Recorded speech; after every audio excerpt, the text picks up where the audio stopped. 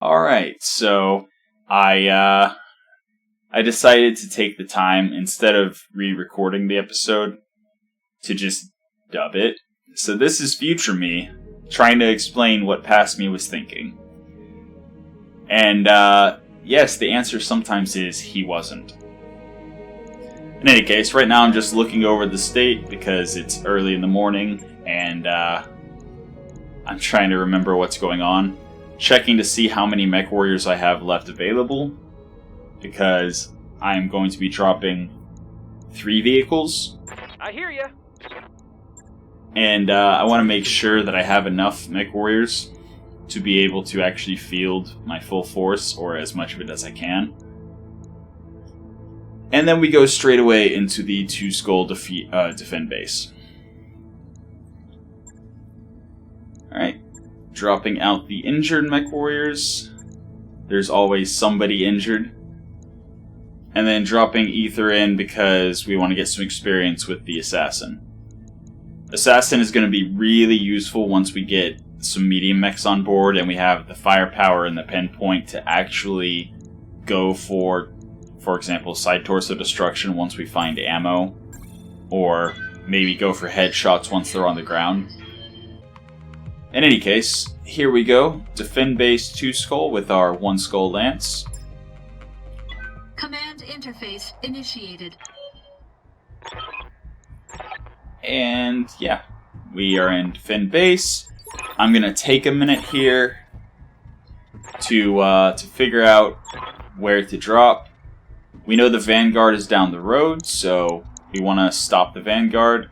Also, whenever the reinforcements drop, almost always one lance drops over here in this direction anyway. The other often drops on the hill behind the base, but we're just going to try to focus on the reinforcements that drop in front of the base as compared to, trying to split our forces.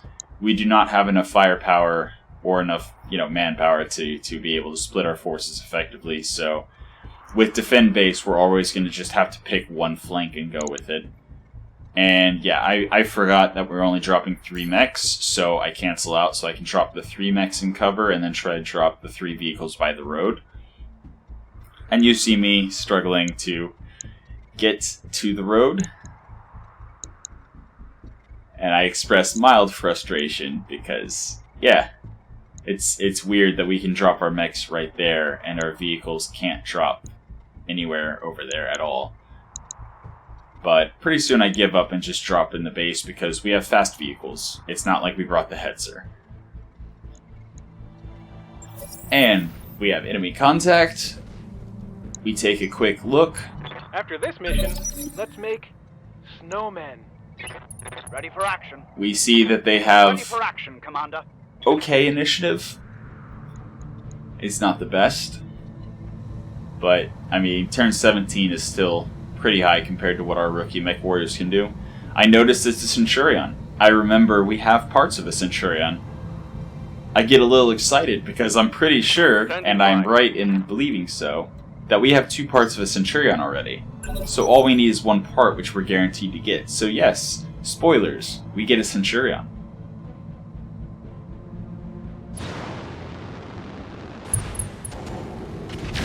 Firestarter is jumping. And we're going to give them another turn before taking the shot. Just to see if the Shadowhawk gives us a better option. It gives us better accuracy.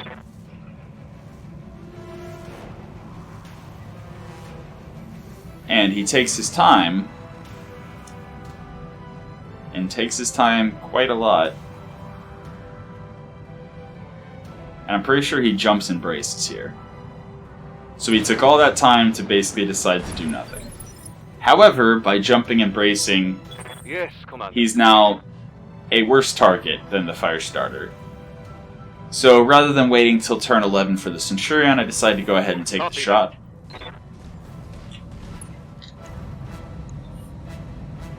Firing. My rationale was that it was first round, we have no sensors, so even if the Centurion gives us a better hit chance, it's not going to be that much better. And indeed, our vehicles are able to get into the fight on the first round, No so shooting, just running. Got it. the drop frustration was not worth it.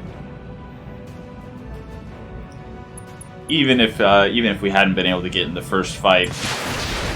On these defend-based missions, I'm not super worried about the vanguards, because the vanguards are designed to be slightly easier than the mission difficulty indicates, and then the reinforcements are slightly more difficult than the difficulty indicates. I hear ya. So we're usually on par with the vanguard, Sprinting.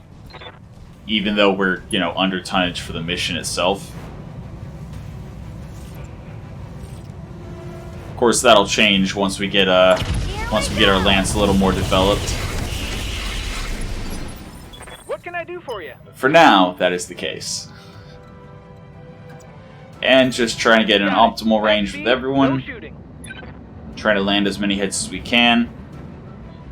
And noticing that we are not doing much. Really hoping over and over that we're going to do enough stability damage to knock him unsteady. But he's not taking much. We've hit him with a couple things so far, and we haven't even given him a bar of stability damage, so... Affirmative. I mentioned that, you know, if we get to act first, we might be able to knock him unsteady and follow up, but he has a pretty high initiative, and we have rookie mech warriors, so it's more likely that he's going to be able to just move and drop his stability damage. Centurion comes in, shoots our sentry, luckily just the large laser. We note that he just has a large laser, 2 medium lasers, and we can largely ignore him while we kill everything else. Roger that. Again, we take a shot at the fire starter with no hit chance, or next to no hit chance, and unsurprisingly miss.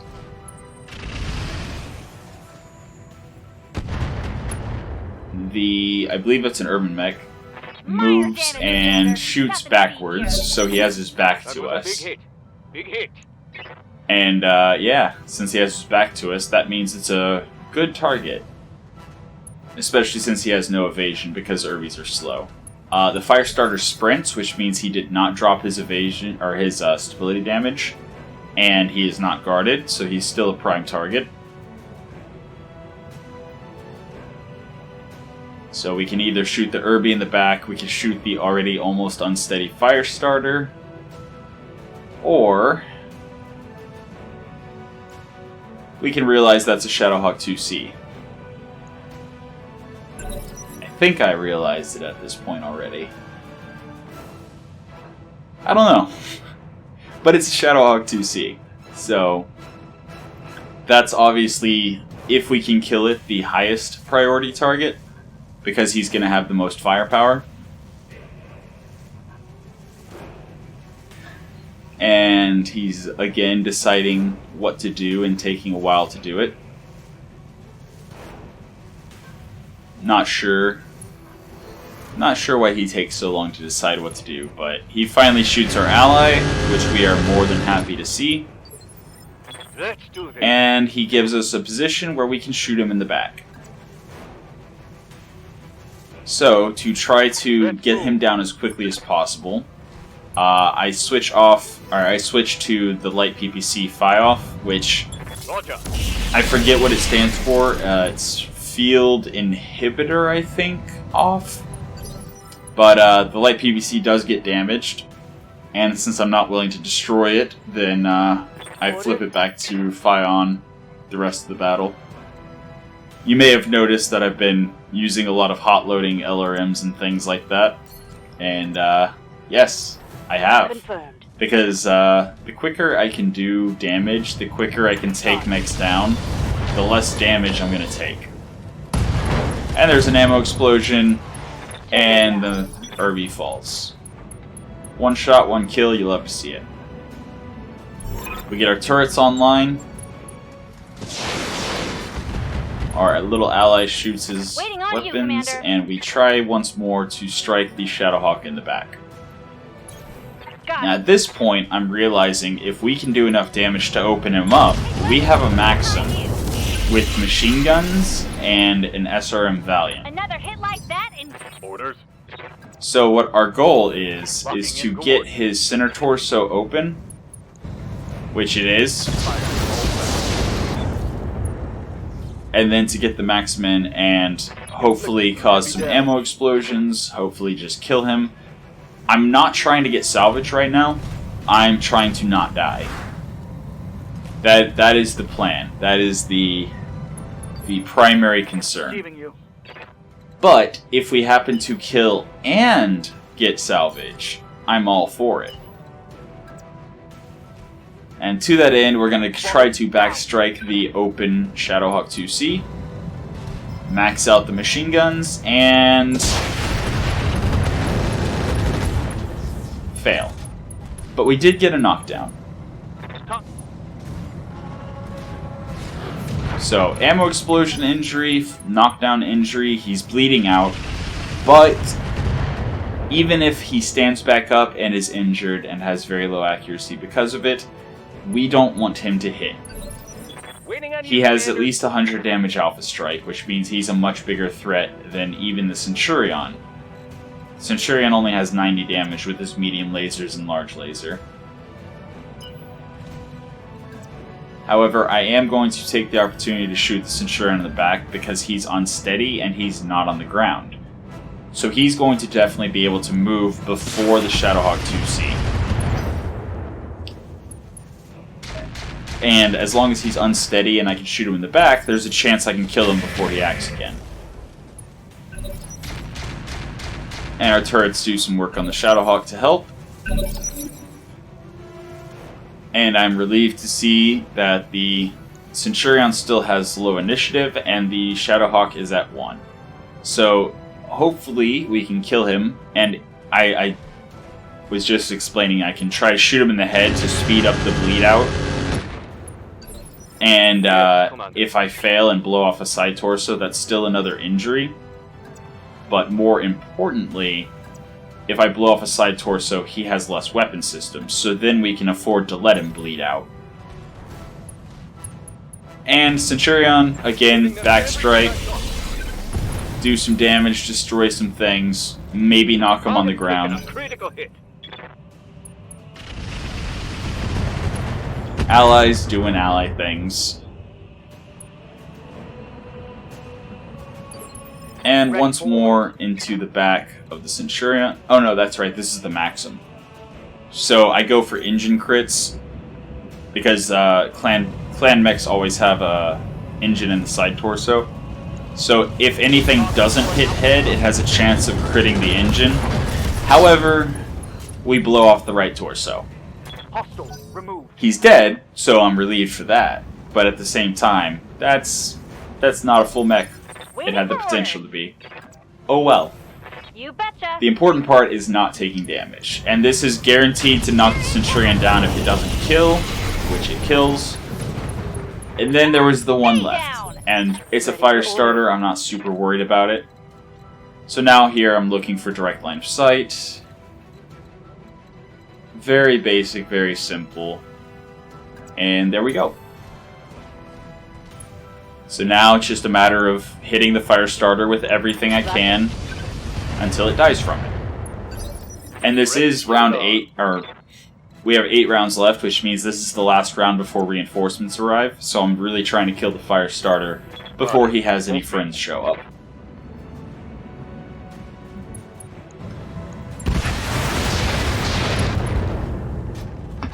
And this is the point where I realize the fire starter has clan tech too.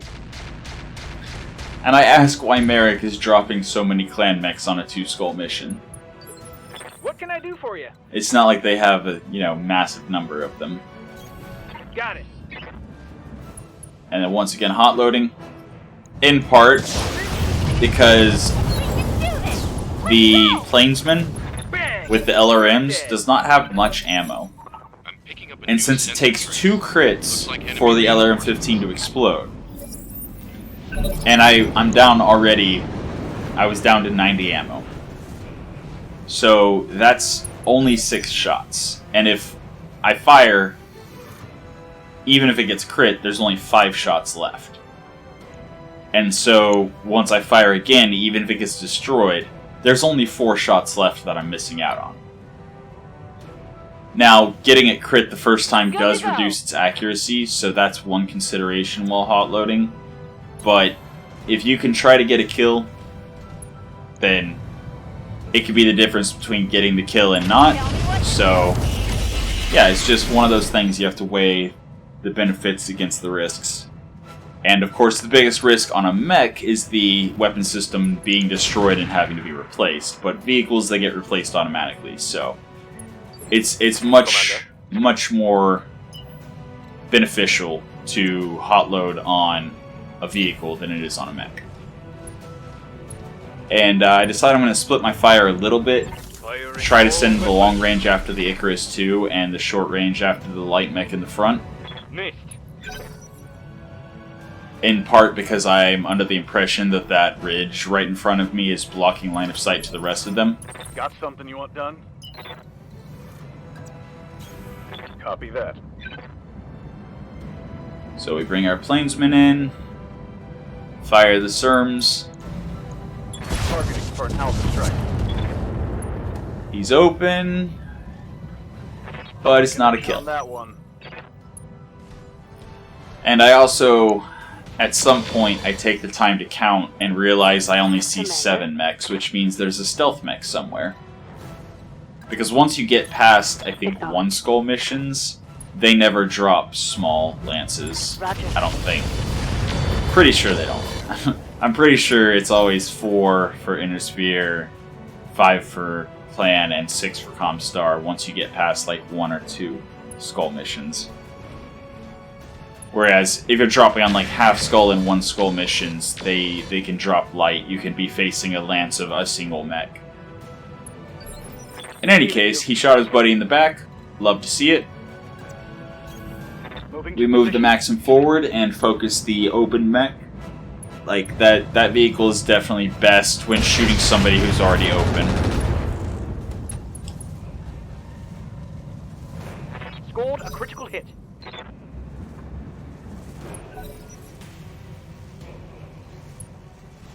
And we see another Centurion.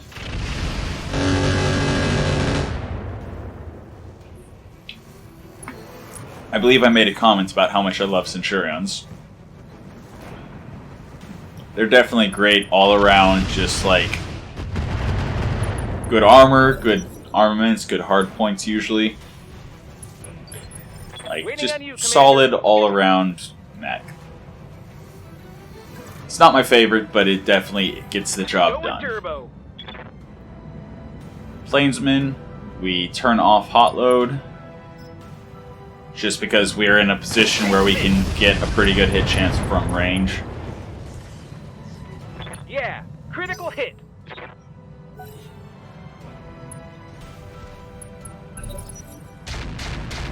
And our allied turrets doing work. And the Hermes is gone.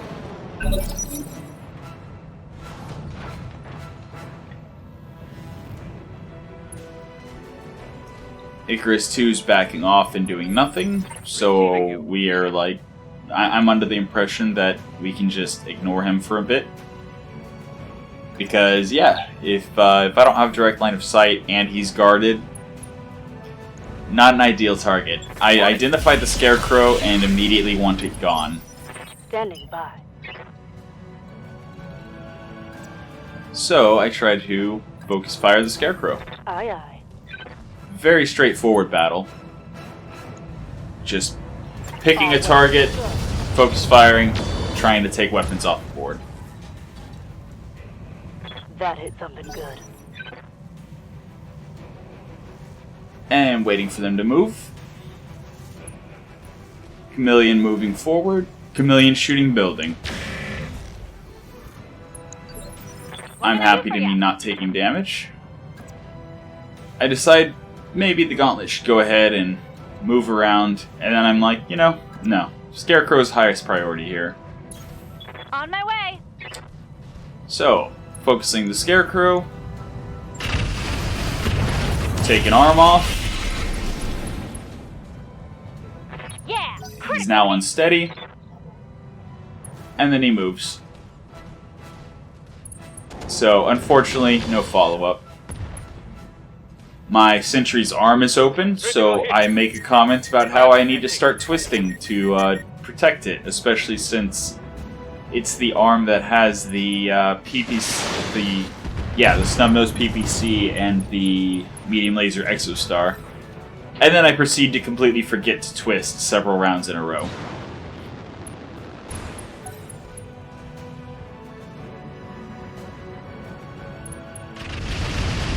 Allies doing work.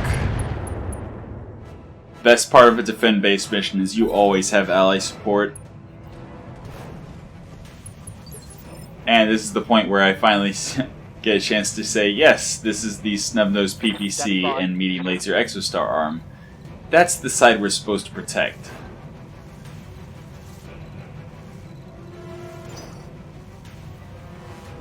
I hear ya. And I am trying to figure out who the next target should be. The chameleon's open from the side I can't shoot right now, so I decide to prioritize just about anyone else. Continue looking through possible targets.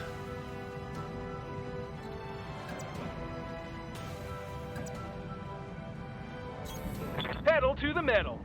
Always good to shoot an Irby in the back, they tend to blow up really easily. And this is the point where I realize that's a rocket Irby. A stealth rocket Irby. It needs to die. And I'm trying to figure out the best way to do that. So, bring in the vehicles, try to hit it in the back, try to blow it up. It doesn't even occur to me that the Irby standing right next to it is also a stealth Irby. It doesn't even occur to me that it could be the exact same model of Irby standing right next to it.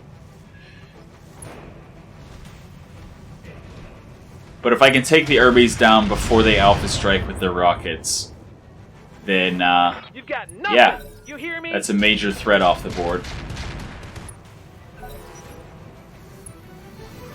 But luckily, the Irby continues doing nothing for some unknown reason. Roger. Bring in the Maxim, hope for crits, hoping for ammo explosions. Hot loading the LRMs because I want this kill now. Take off side torso. So that's half its rockets down. Good to go. LRM 5 damage, since it's a single slot weapon system, that means it's gone.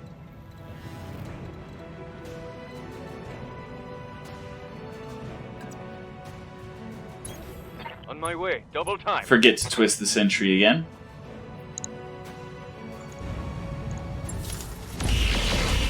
Decide that since I can't get into the back of the Irby, I'll just shoot the Icarus, I believe it is. Or no. No, that's the Icarus.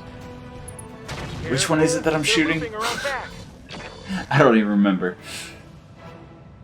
But yes, the Plainsman, I comment on the proximity-based targeting, which is exceptional. The Gauntlet, I try to move in. I figure I can take a medium mech off the board. And I fail to.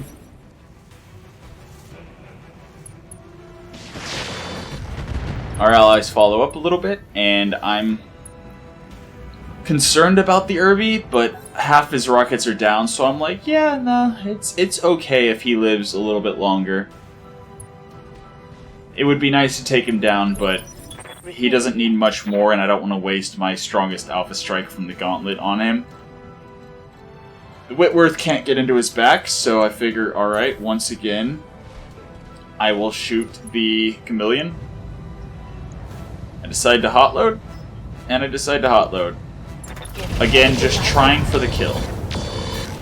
I fail to get it, but I do take his leg, so he's not going to get another turn.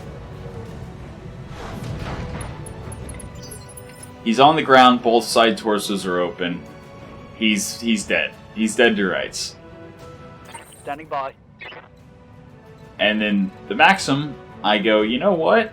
I forgot to twist the sentry. So let's try to make sure they focus the Maxim instead of the Sentry, and just stand and shoot. This will also definitely finish off the Herbie before he can fire his rockets. And I feel a sense of relief for a bit. We're doing well. We're losing nothing. We're taking down a lot of enemies. Good day. Good mission. What can I do for you? And again, we have 3 shots left with the LRM-15. So there's literally no reason to not hot load. So I decide I'll pull in, and pretty sure I hot load here. Yeah. And try to take the side torsos. Firing everything I've got. And that's engine destruction. And stay down. So there's a full chameleon on the board. I'm pretty sure when you're playing 3 parts for, 3 parts to salvage a mech, Receiving you. pretty sure losing 1 leg still allows for 3 parts of salvage.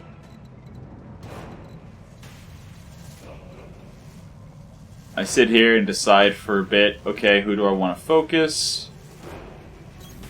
On the move. Again, not even noticing the Irby. Completely ignoring the fact that it's also a stealth Irby standing right next to the stealth Irby with rockets. Scored a critical hit. But luckily, he continues doing nothing.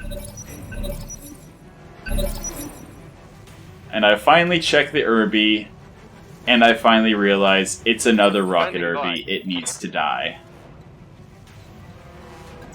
This time, twist the Sentry the opposite direction of what I should be. Completely exposing the open side to the rocket Irby. What's the worst that can happen, right? Received. Central delivery. And again, I'm just trying to pelt the Irby with as much as I can, as fast as I can.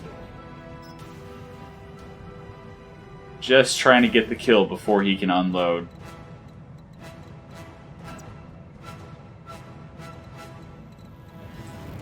Here, I'm concerned about hot loading again because the LRM-10 already took a crit.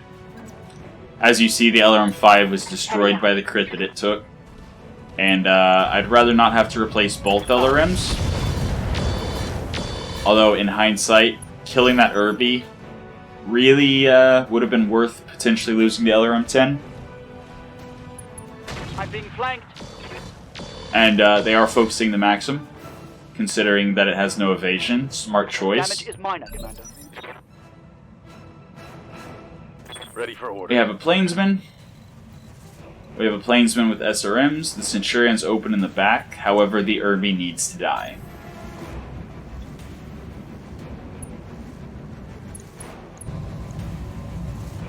And I hope, and I fail. Our allies focus the Icarus, which is fine.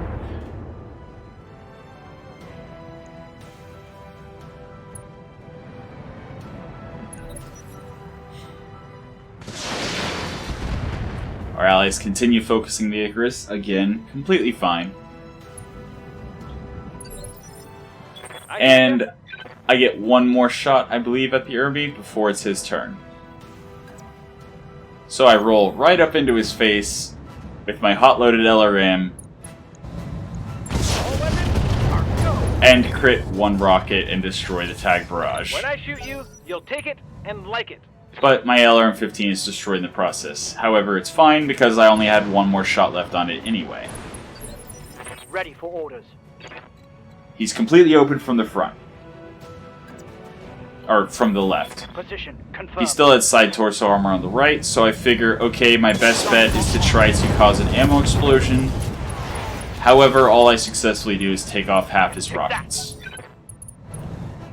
So he's still going to get a turn, but he only has half the firepower he otherwise would have. It's this point where I realize my sentry's in danger. Luckily, he decides to go for a melee on my gauntlet.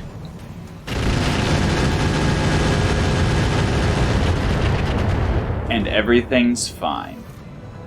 Because he picked my fresh mech instead of my damaged mech. And then our allies come through and finish him off. Honestly, at that point I would have just ignored him because he didn't have his tag barrage anymore and he had already spent all of his rockets. So he wasn't even worth shooting anymore. At that point, you just stay away from the Irby. It's really easy to stay out of their charge range. They are very slow. But it's fine. Again, Sentry, completely forgetting the twist. Right arm is still open, but I haven't been punished for it.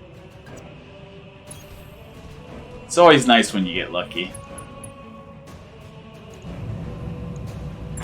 What's the expression? Better lucky than good? Mech destroyed. Waiting for orders. Alright, I can get in the back of the Centurion, which is already open. Roger. Pull In optimal range, and firing. Target lock on enemy. And there we go. Even though he's guarded, we're shooting him in the back, so everything is going smoothly. Once I finish off the Centurion and the white, we're good to go.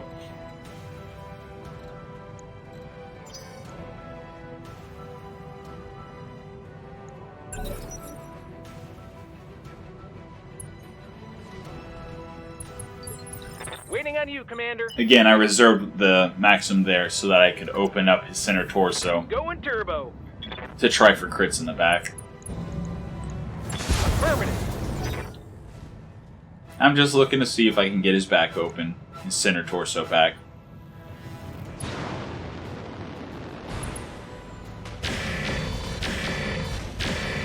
Maxim, again, with low evasion is fine. It has enough armor left.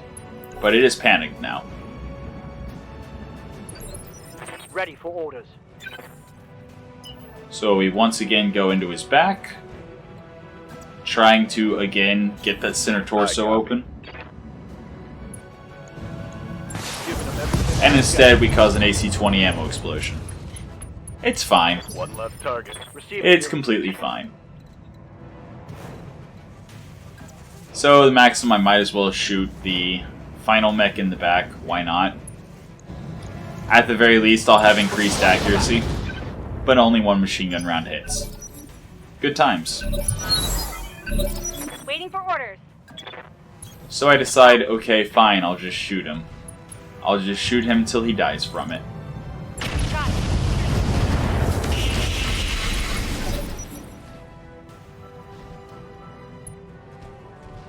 And I knocked him unsteady, but I should have actually reserved until he took his turn so that if I knocked him unsteady, he just stayed unsteady for all of my follow-up. Good to go. Because if I can start the round with my gauntlet, knock him unsteady, and then follow up with literally everyone else, I'm much more likely to kill. Standing by. But that's just a small improvement I can make in the future. Right now, he's the last guy left, so I'm not super concerned about it.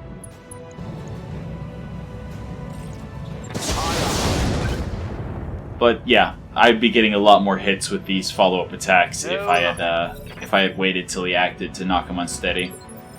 Orders. Moving out. So I think he gets another turn? Locked on target. I honestly don't remember. Standing by. I do not remember, but I know I do kill him at some point, and I don't lose anyone, so... And here I realize he had NSS, and I'm sad that I destroyed it. Good.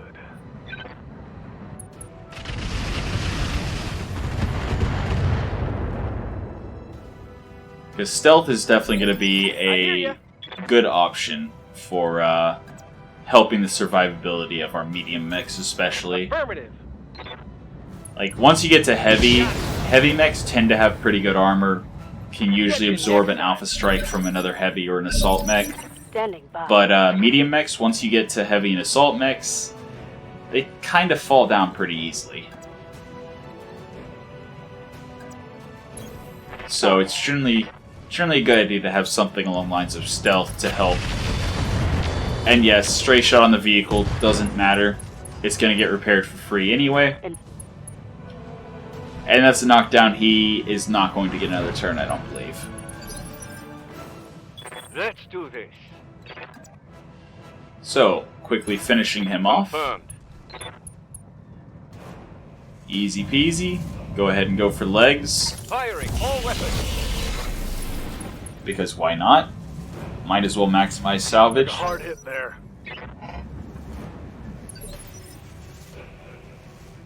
Commander?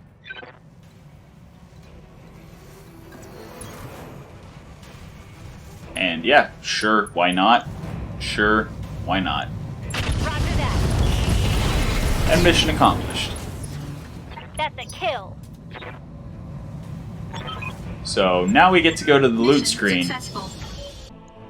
We made a little bit of money, we got a little bit of damage, but more importantly, there's a full chameleon. There's a Centurion part that finishes a Centurion. And there's a bunch of clan tech on the board. But I definitely want to prioritize getting another medium mech on board, or online. Just because medium mechs have armor. And I realized that the Shadowhawk 2C is full, somehow, even though we blew up the right torso. But yeah, I consider taking just 3 medium mechs, because that is quite a force multiplier. Just looking over all the clan stuff that I'm willing to pass on for these mechs. Yep. Medium heavy laser, I make the comment that unlike the improved versions, they have the -1 accuracy, which is a bit of a hindrance early game before your mech warriors get good enough to offset it. Got the Air 12 sheath beacon, but we already have 2. Chameleon LPS. Good stuff.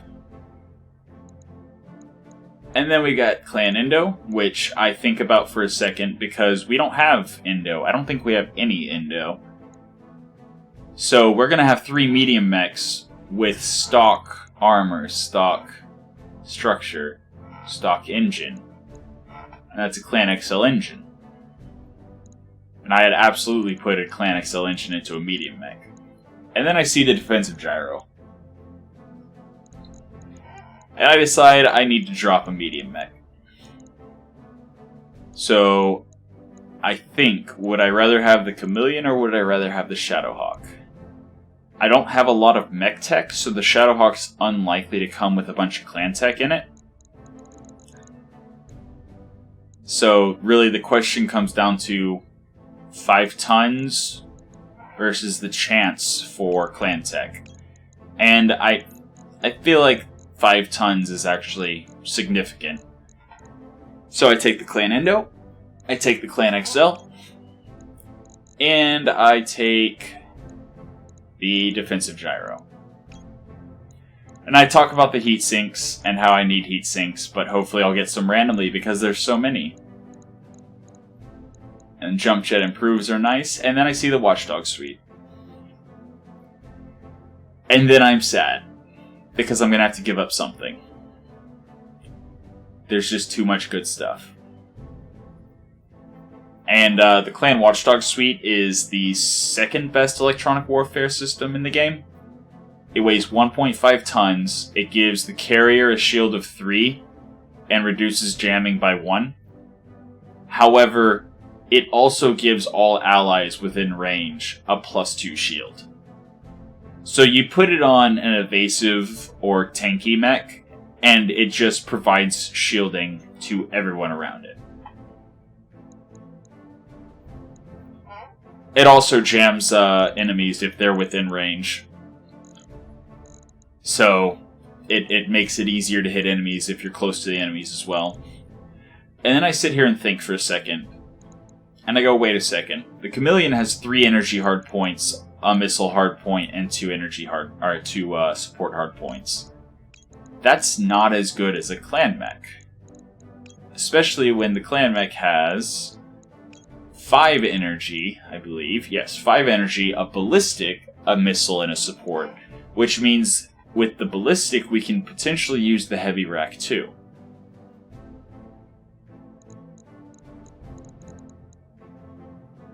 And here I'm considering, and pondering, and thinking. And going back and forth. But, in the end, I definitely go with the Shadowhawk. So we got Centurion parts, we got a Hermes part, we got the Shadowhawk, we got an Irby part, medium heavy laser, again, early game, the -1 accuracy penalty is actually quite significant. And the sooner I can upgrade the Argo to let me drop more units, the sooner my force gets stronger, effectively regardless of the quality of weaponry we're bringing. I get the Clan Machine Gun Array Light, which, considering we already have 4 Clan Light machine guns, means with 1, probably 2 bins of ammo, we can fire, so the the Machine Gun Array Light is 24 shots, because each shot is 4 shots. Expends 4 ammunition per shot, 400% crit chance, and you can fire it times 6.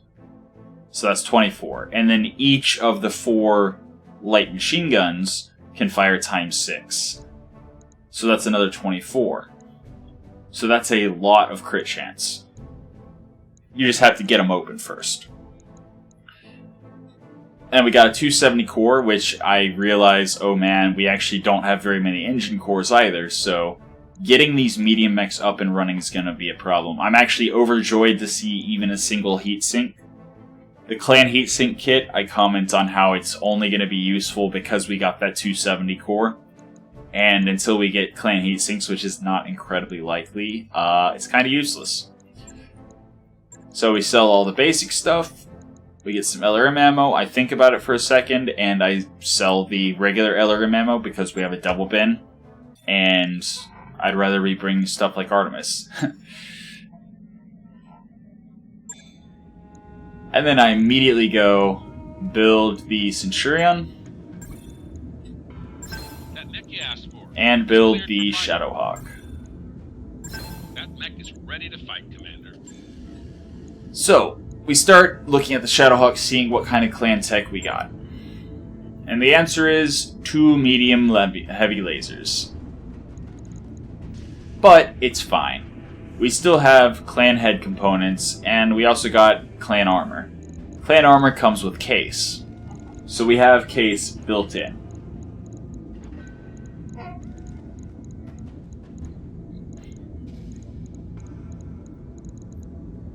And I'm thinking. And that's right, I was looking for the improved jump jets to see if we had more. We only have 1 extra, so less interesting. But if I can get enough improved standard jump jets, I absolutely will build a jumpy mech for things like recovery missions and target acquisition. If you can get enough jump distance, they're actually quite useful.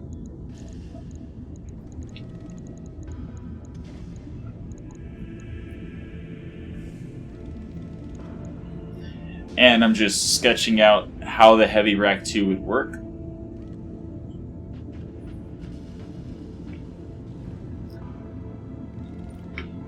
Because that's 120 damage, combined with the 2 medium heavy lasers.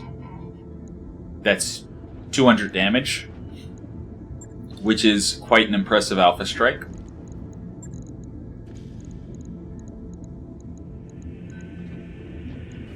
And I look at the engine cores we have, and I realize we do not have the heat sinks for anything but the 270 core, which means we can only build 1 medium mech. Unless we want to rip heat sinks out of a lighter mech.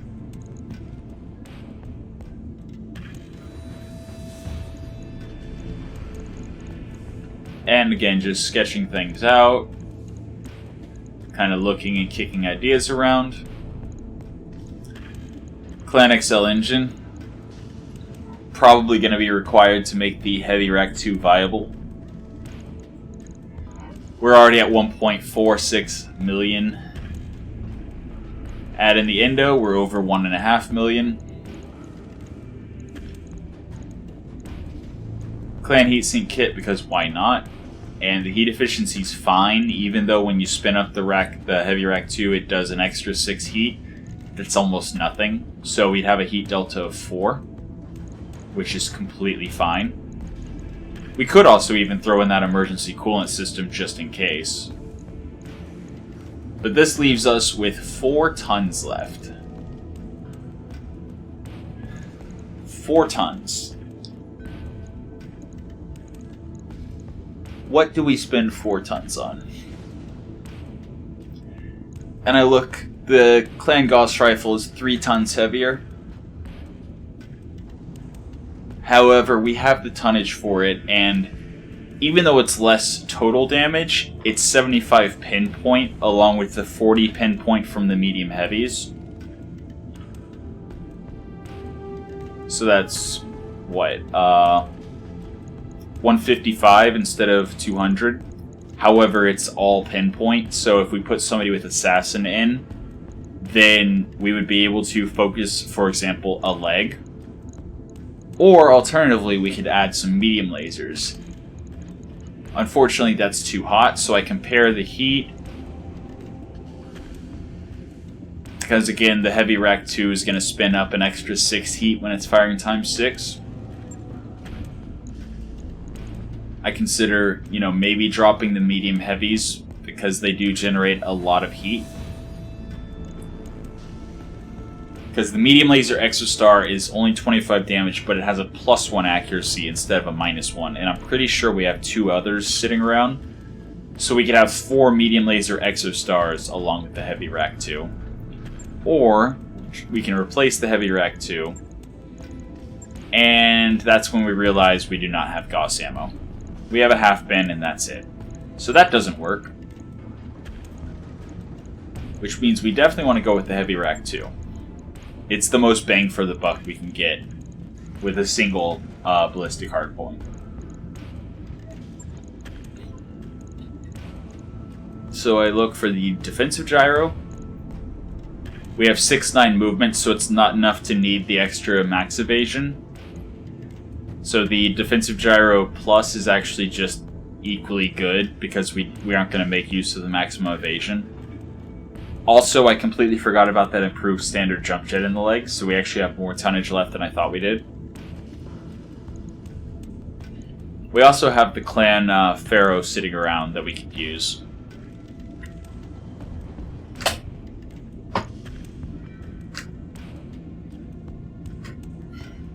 And yeah, I'm pretty sure I'm still going on and on about how the defensive gyro plus and defensive gyro double plus. Oh, right. I realized that Reckless will reduce the max evasion, so the defensive gyro double plus will actually offset that. And I can't remember whether or not we're able to get 4 evasion off of the movement, and then the +1 from the gyro. Actually, hindsight, that's still only 5. We definitely aren't getting 5 evasion off of the movement. Right? 6-9 is not 5. 6-9 is like 3 or 4. 4, I want to say. So yeah, even without the defensive gyro double plus, we'd still have no penalty from Reckless. Still trying to figure out how the medium laser Exostars are going to work. If I drop the jump jet improved standard and put in 2 double heat sinks, that's totally viable. However, that would require us to have 2 double heat sinks. So for now, I'm going to back out of that, and I'm just going to repair it. Just repair it, max armor, and call it a day. The Centurion, however, the Centurion I want to make use of. Centurion also came with its core intact, which is beautiful. came with heat sinks, which is beautiful. So we can actually drop it. And that immediately makes me think, what's a low heat weapon? And I see the ATM-9, and then I immediately see the arrow, and I think for a second. An arrow. An arrow would be fun. It wouldn't be best, but it would be fun. It's a 100 damage weapon. However, with the ammo we have, that 100 damage is either turned into 30 heat and 35 damage, along with 15 AoE stability damage. That's a bar and a half, by the way. Or if we use the regular ammo, it's even more stability damage and even more damage. It just doesn't do the 30 heat. But the thing that makes the Arrow 4 Inferno ammo so good is the burn duration. And it's actually 3 heat sinks we got. The burn duration is a 4-turn duration that generates an extra 15 heat per turn. Which means, if you hit them with Inferno arrows for 4 turns straight, and you continue hitting them with Inferno, they are generating 60 heat per turn, as long as you keep hitting them with Inferno ammo. That's enough to overheat mechs on its own. Or at the very least, have them keep their weapons silent. And that's the primary reason I'm willing to build my Centurion into an arrow carrier, is because, yes, I'm sacrificing a lot of damage, but usually with heat, you have to have a lot of it. With most heat weapons, you have to bring several mechs worth of heat weapons to be able to successfully overheat targets. Arrows don't have that problem. You just have to follow up round after round, and the splash damage is a bit of a liability because it's very easy to accidentally hit your own units. But as long as you can avoid hitting your own units, you can crowd control an entire lance with an arrow. Now, it is worth potentially dedicating one of my light mechs to overheating. That might be a thing, but obviously I would need the weapon systems for it. And right here, I'm considering the Chameleon LPS. If I put a AR-12 sheath beacon into the mech, and then I realize, oh wait, no, I need it for the tonnage. I need the Clan Pharaoh to be able to carry the Arrow 4.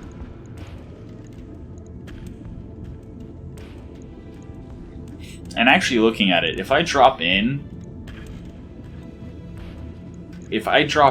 the light engine,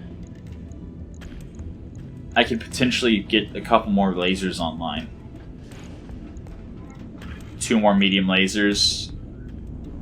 I don't know, actually. I do not know how much tonnage the Endo and the light engine would save. But I prioritize armoring up and testing the arrow and making sure it's as good as I hope it is. So that's exactly what I'm going to do. Risking the absolute minimum possible.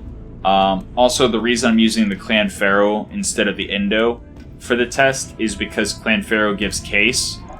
And if the arm or the leg blow from ammo explosion, I don't want to lose the arrow. Even though the arrow will be useless without ammo, Shouldn't be too hard. yeah, it'll still be an arrow. If nothing else, I can sell it for a lot.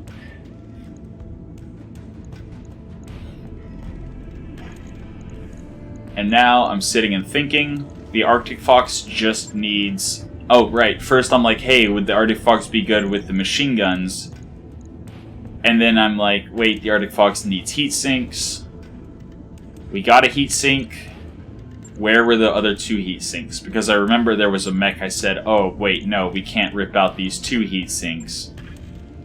Because we need 3 for the Arctic Fox. Was it the Mongoose? On it. I'll let you know when that's done.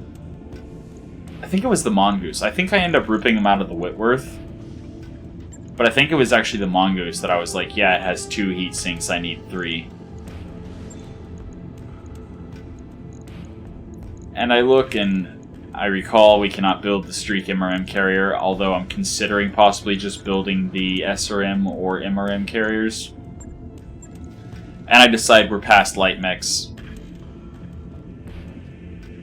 We are in need of medium mechs. So we get ourselves some C-bills so that we can go straight away and start dropping more mechs. However, I completely forget I'm already upgrading to drop more vehicles. There we go, 4 days till we can drop another vehicle. That's 4 vehicles we'll be able to bring, which will be exceptional.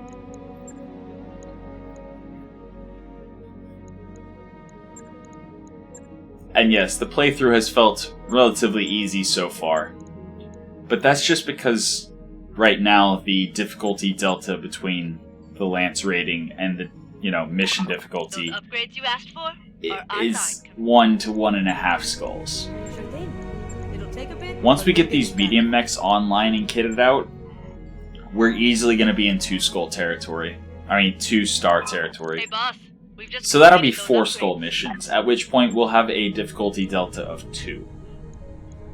All right, I'll get Which is going to be very intimidating. I mean, you already saw how how a 3-skull mission can go absolutely wrong. The defend base that we just got all the buildings instantly destroyed because we were way too weak. But then, the 3-skull assassination went really well. And I'm going to specifically see what our Lance rating's at, and then I realize it's a duo duel. That won't work. So instead I go here, and I look. And the question is, with the Centurion now, are we at a 2-star rating? And I realize there's problems with all of our medium and light mechs. Whoops.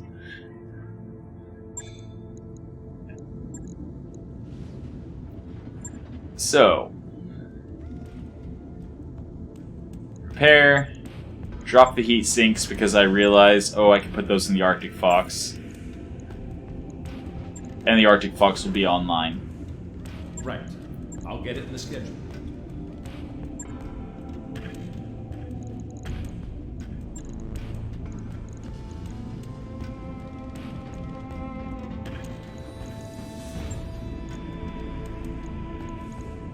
And there we have it. Arctic Fox ready to drop. And I'm looking to see the hard points, and there's not nearly enough hard points to do the light machine gun shenanigans on the Arctic Fox. So SRM boat it is. Shouldn't be too hard. The Sentry, we just got some crits to take care of, no big deal.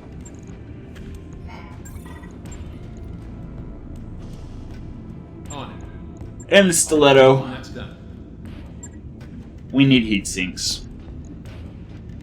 So, it continues to sit out. Although we have the vehicular D&I that we can rip out of it.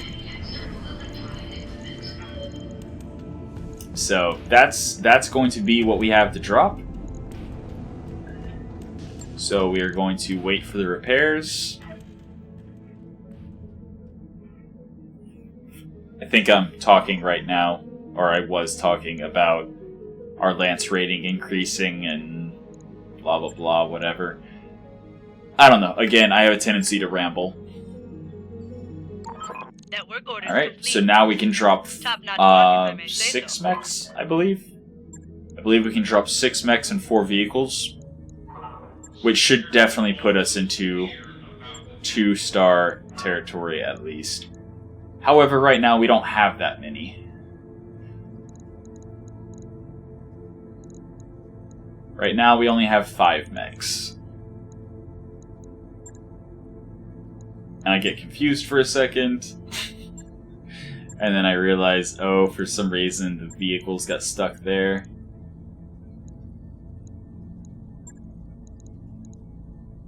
And all the vehicles with all the mechs we can currently field is still just a 1.5 star rating. So 3 skull missions are going to be easier, but still difficult. And it's just a matter of time, probably once we finish the Shadowhawk, that we're easily in 2 skull territory, or 2-star territory. Lance rating of 2. That's going to be a lot. And here I realize I need to figure out who's going to pilot what.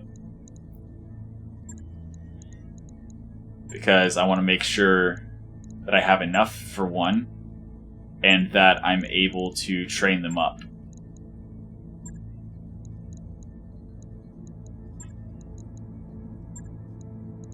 So yeah, we need more mech warriors. We need more warm bodies. So checking the hiring hall, remembering Tinker was and Witness was borderline good. Commander for Lance Resolve is going to be nice. Ex-military mech warrior is nice. It's an alright mech warrior. So I hire him. New mech warriors available. That, and he's 3333 with bonus points to start with, so he's going to be able to be 4334.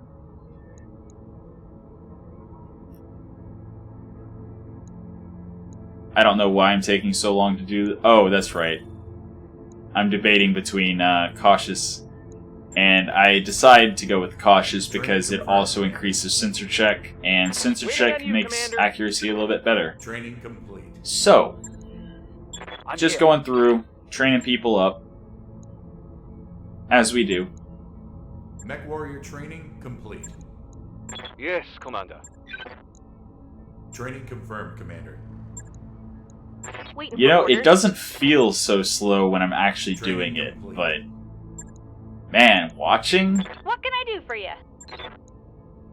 Mech warrior training that just complete. it takes so long every person. You.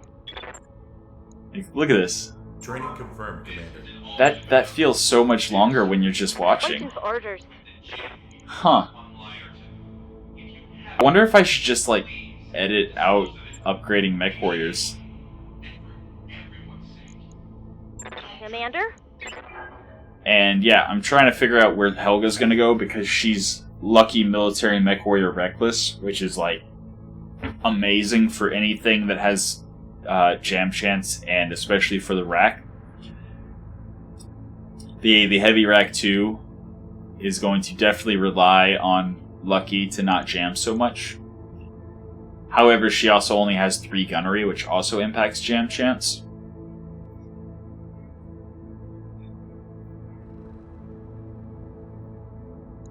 I'm also trying to figure out who to put on the Commander. Hetzer, because that thing has a Commander. recoil of 3.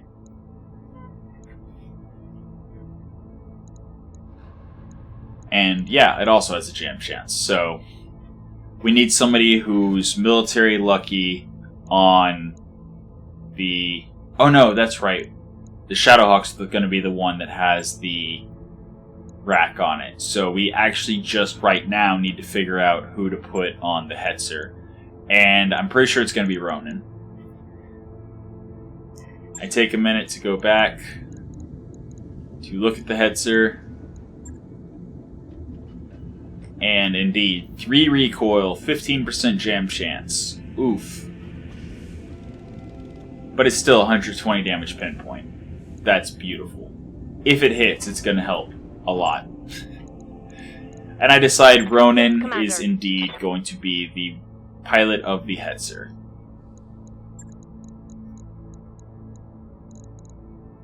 Waiting for orders. And Ether is not... I'm looking right now specifically for Lucky Mech Good to Warrior. go. Helga, I already decided, is going on the I'm rack receiving 2. So, yeah, it is Ronin. Orders. I hear ya. Waiting for orders. And Wraith could also do it, except, oh, she can only pilot mechs. Yeah, I'm just like, yeah, this is a good combo of skills.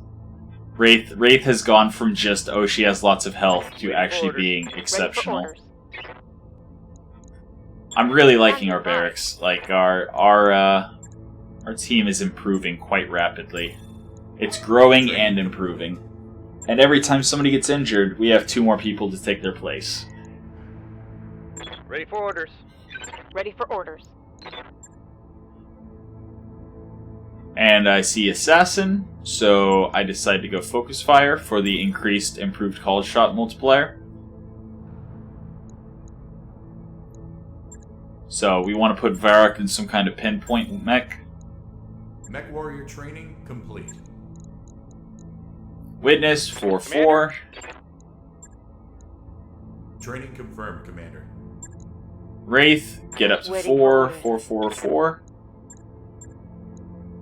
Training complete.